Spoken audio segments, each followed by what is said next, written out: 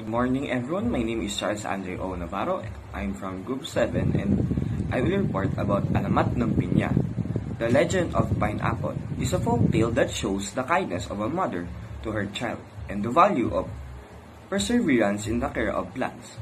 The story also teaches the importance of following parents' advice. In this story, the mother love is shown through the care of concern of pineapple, which eventually produce a good fruit. Despite the trials and tribulations of taking care of the plant, the son showed confidence and listened to his mother's advice, which resulted in success and happiness in their lives. In the end, the characters in the story learned that every hardship and perseverance has a good result, and that love and respect for parents is important in facing life. The characters in the story. Aling Rosa and her daughter, Pinang. Interesting part. When Aling Rosa got sick, Pinang was forced to do household chores. But Pinang asked questions about where she could find the things and where they were.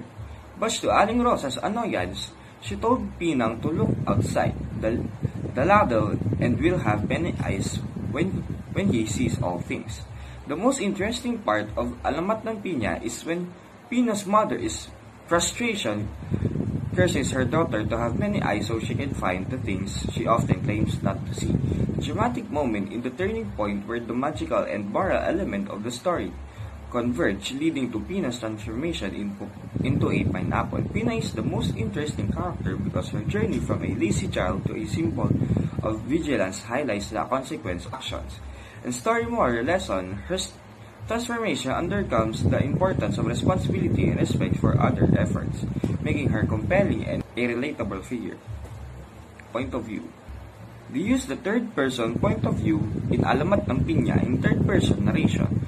The narrator exists outside the event of story and relates the actions of the character by referring to their names or by their third-person pronoun, he, she, or they. Another point of view. It helps to understand the actions of the characters, and it will understand what that character role is. It can also be quickly understood by referring to their names. This affects me as a reader. I quickly identify and understand each character. I quickly know what I'm reading about. I'm very satisfied about the legend ang Alamat ng Pinya because Pina had learned the lesson of helping her mother do something. I'm also happy and grateful if I see someone help their parents to do different kind of task called gawaing bahay.